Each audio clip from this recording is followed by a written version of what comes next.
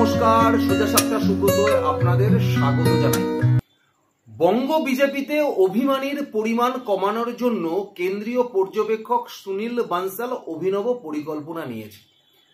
দেখুন, রাজনীতির আঙিনায় যে কোনো রাজনৈতিক দলের ক্ষেত্রেই যখন তার পরিধি বাড়বে, পরিব্যাপ্তি বাড়বে, তার সদস্য সংখ্যা, কর্মীর সংখ্যাও বাড়ে।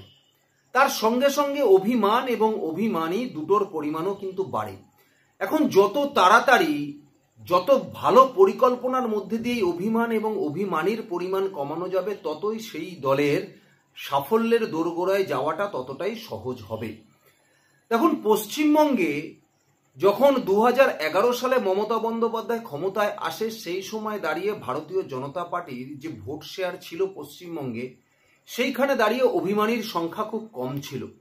কিন্তু যখনই 2021-এ ভারতীয় জনতা পার্টি বিরোধী দলের তকমা পায় পশ্চিমবঙ্গে, সেই সময় থেকে দাঁড়িয়ে পশ্চিমবঙ্গের সদস্যের সংখ্যা কিন্তু দিন দিন বাড়তে থাকে। 2024-এর পর সেই সদস্য সংখ্যা প্রায় কোটিতে পৌঁছে গেছে। সুতরাং কোনো একটা দলের ক্ষেত্রে যখন দিন দিন সদস্যের পরিমাণ বাড়ছে, দিন দিন সেই দলের ক্ষেত্রে সক্রিয় সদস্যের পরিমাণ বাড়ছে। সক্রিয় সদস্য মানে যারা সক্রিয়তার সহকারে দলটা করে, যারা নিজেরা মিনিমাম 50 জন সদস্যকে যুক্ত করেছেন ভারতীয় জনতা পার্টিতে, সেই পরিমাণও দিন দিন বাড়ছে। কিন্তু এই পার্টির ক্ষেত্রে বা দলের ক্ষেত্রে তার সাংগঠনিক পদ কিন্তু সীমিত। সুতরাং সেই সীমিত সাংগঠনিক পদের মধ্যে থেকে যখন সেই দলের ক্ষেত্রে সদস্যের সংখ্যা বাড়ছে, সুতরাং সবারই একটা সেই দলের সাংগঠনিক পদের ক্ষেত্রে চাওয়া পাওয়া নিয়ে একটা মনোমালিন্য বা অভিমান থাকবে, এটাই স্বাভাবিক।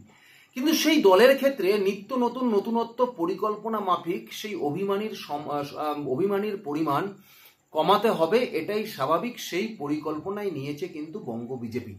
ইতিমধ্যে 43টি সাংগঠনিক জেলার মধ্যে 39টি সাংগঠনিক জেলার সভাপতি ঘোষণা হয়ে গেছে। কিন্তু অতীতে আমরা কি দেখেছি?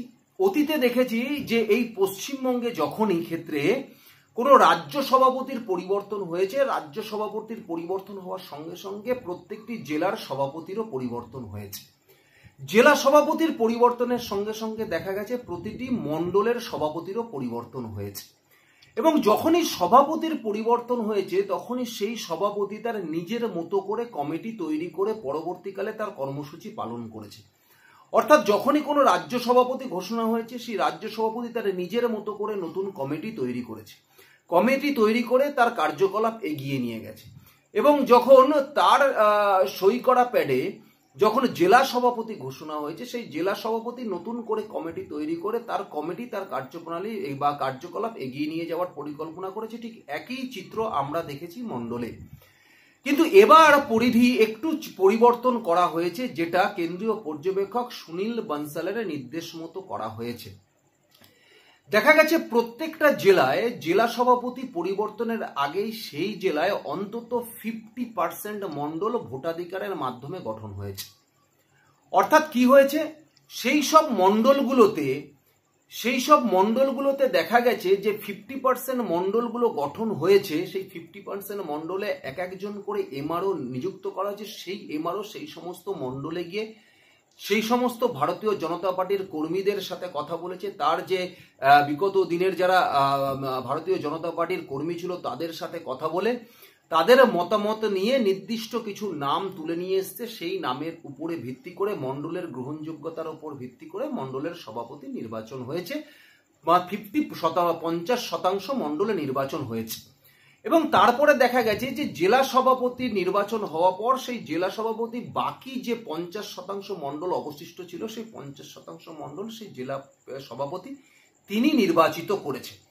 এখন সেই যে জেলা সভাপতি নির্বাচিত হওয়ার পর এই রাজ্যের ক্ষেত্রে দেখা গেছে বিগত দিনে এই পশ্চিমবঙ্গ বিজেপিতে যে জেলা সভাপতি নিযুক্ত হওয়ার পর জেলা সভাপতি নিজের মতো করে টিম তৈরি করে নেয়, করে নিয়ে তার কার্যকলাপ এগিয়ে নিয়ে যায়। যার ফলে পূর্বতম যে কমিটি ছিল, পূর্বতম যে জেলা সভাপতির সাথে থেকে যারা যারা কাজ করেছে, তারা রীতিমতো বঞ্চিত হয় এবং তাদের মধ্যে একটি ক্ষোভের বাতাবরণ বা অভিমানী সুর দেখা যায়। কারণ তারা অনেকে ভাবতে পারে যে আমরা কাজ করলাম, এত পরিমাণ কাজ করেছি, তারপরে নতুন করে সভাপতি এসেছে, সে আমাদের সরিয়ে দিয়ে নতুন ছেলেদের নিয়ে কাজ করছে।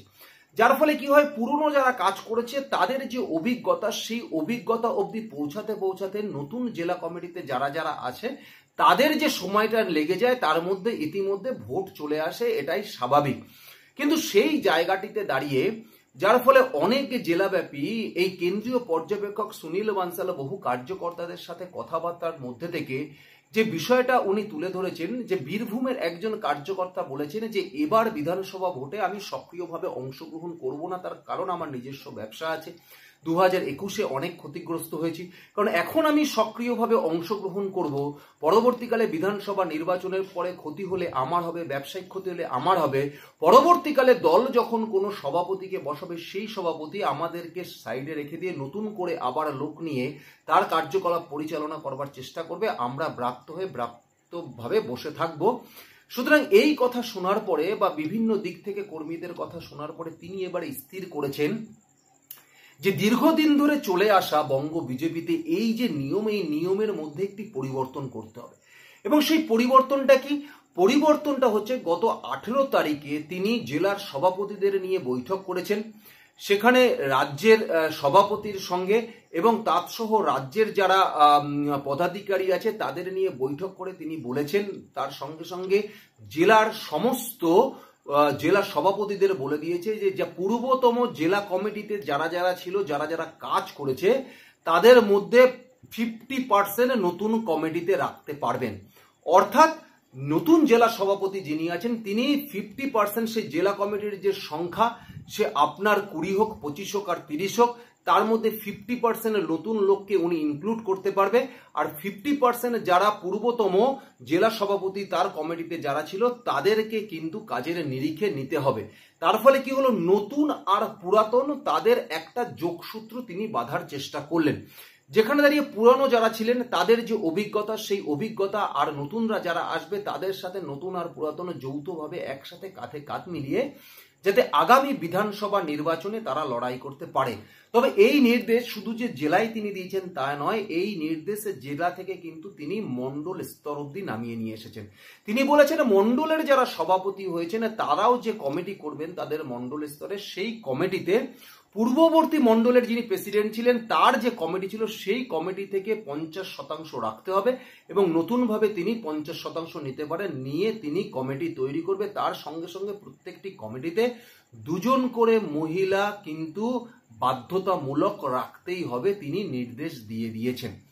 সুতরাং এই দিকে তাকালে দেখুন, যে কোনো একটা পদ্ধতিতে চলে আসা, সেইখানে সেই নিয়মটা হঠাৎ করে পরিবর্তন হওয়ার ক্ষেত্রে অনেক কর্মীদের মধ্যে সচরাচর ভাবনা থাকতে পারে। কিন্তু যে কোনো ক্ষেত্রে যারা সত্যি কর্মী হবেন, যারা সত্যি দলের কাজ করতে এসছেন, তারা সেখানে দাঁড়িয়ে দলের যে সিদ্ধান্ত সেই সিদ্ধান্তকেই আপনাকে মেনে নিয়ে আপনাকে কিন্তু কাজ করতে হবে। দেখুন, আপনি যদি শুধু একা মনে করেন যে আপনি দলের ভালো ভাবছেন আর আপনার ওপরে যারা বসে আছে তারা দলের ভালো ভাবছে না, এটা এই 3টা ধারা থেকে আপনাকে বেরোতে হবে। এই চিন্তাধারা কিন্তু সম্পূর্ণ ভুল ধারণা। কারণ আপনি আপনার যে দৃষ্টিভঙ্গি দিয়ে দেখছেন, আপনি আপনার মণ্ডলের দৃষ্টিভঙ্গি দিয়ে দেখছেন বা আপনি আপনার জেলার দৃষ্টিভঙ্গি দিয়ে দেখছেন, কিন্তু যারা রাজ্যে বসে আছে তারা কিন্তু ওভারঅল 43টা জেলাকে দেখছে এবং পুরো রাজ্যের দৃষ্টিভঙ্গি দিয়েই কিন্তু তারা ভাবছে। সুতরাং তারা আপনাকে সক্রিয় সদস্য হিসাবে যে দায়িত্বই দেবে না কেন, আপনাকে মাথায় রাখতে হবে দল আপনার উপর বিশ্বাস করে এই দায়িত্ব রেখেছেন। সুতরাং দলের বিশ্বাসযোগ্যতা রক্ষা করার দায়িত্ব কিন্তু আপনার। সুতরাং সেই জায়গাতে দাঁড়িয়ে এই যে পরিকল্পনা নেওয়া হয়েছে, এই পরিকল্পনা নেওয়ার সঙ্গে সঙ্গে যখনই সুনীল বানসাল এই কথাটি বলেছেন, সঙ্গে সঙ্গে তার পাশে বসে থাকা সাংগঠনিক ক্ষেত্রে সে পশ্চিমবঙ্গ সংগঠন সম্পাদক অমিতাভ চক্রবর্তী বা পশ্চিমবঙ্গের রাজ্য সভাপতি ডাক্তার সুকান্ত মজুমদার এবং সাধারণ সম্পাদক যিনি লকেট চট্টোপাধ্যায় ছিলেন, তারা কিন্তু সবাই সায় দিয়েছেন যে হ্যাঁ একদম ঠিক কথা, এটাই করতে হবে। এমনকি লকেট চট্টোপাধ্যায় তিনি নিজে বলেছেন যে আমি যেখানে দায়িত্ব ছিলাম আমি সেখানে ঠিক এইভাবেই পরিকল্পনা করেছিলাম যাতে পুরনো আর নতুনদের মধ্যে কোনো রকম দ্বিধা এবং দ্বন্দ্ব না হয়, পুরনো এবং নতুনদের নিয়েই যাতে সাংগঠনিক ক্ষেত্রে রদবদল করা হয় এবং কমিটি নির্বাচন করা হয়। আজকে আমার সেই পরিকল্পনা যে রাজ্যব্যাপী আজকে সেই পরিকল্পনার বাস্তবায়িত হবে, এটা দেখে আমার খুব ভালো লাগছে।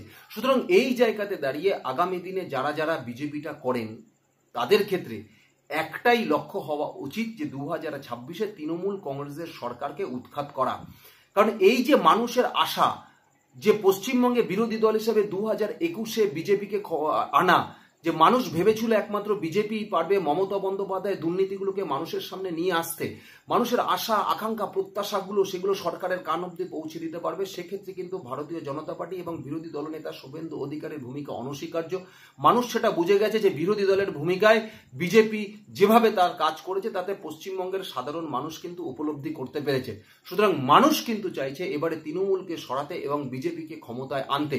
সুতরাং যারা যারা এই সাংগঠনিক ক্ষেত্রে যে সমস্ত জায়গাতেই থাকবেন না কেন তাদের কিন্তু দায় দায়িত্ব এবার অনেকটাই বেশি।